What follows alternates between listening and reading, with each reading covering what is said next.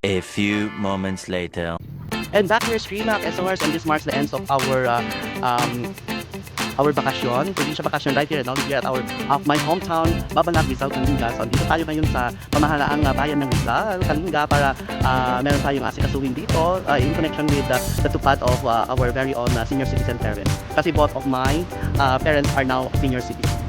Ayan, so andito at nakikita natin sa ating background ang different cottages from every barangay from the recently concluded Pamana Festival. Pamana stands for Pagay, not Pagay, mais, and nakay. That's Pamana. Because very abundant po ang Rizal sa three types of livelihood, which is Pagay, which is rice, and mais, which is maize, corn, and nakay, which stands for gulay. Till next time, Rizal Kalinga. Bye. Bye, everyone. One eternity later. So let's get a closer look at the fully furnished pamahalaan bayan ng Rizal Municipal Corporation. This is Rizal Kalinga. And of course, Rizal Kalinga is named after our national hero, Jose Pasha Rizal. Yan, so for administrative costs na yan nakulitan sa pinagdarahan ng regional administration. So maraming developing ang maning Rizal. So let's I love Rizal, but let's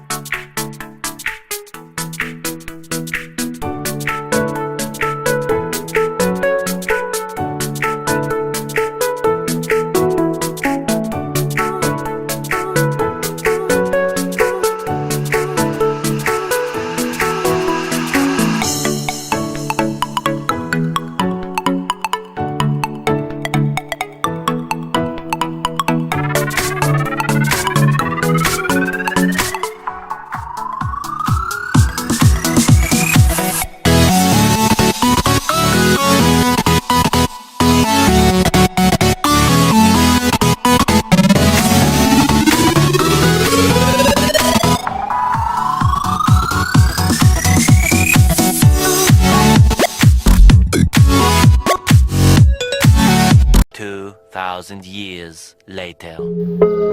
okay, so that ends the quickie tour right here at our municipality or bayan ng Rizal quickie tour. And of course with Mama Feli over there. So God bless.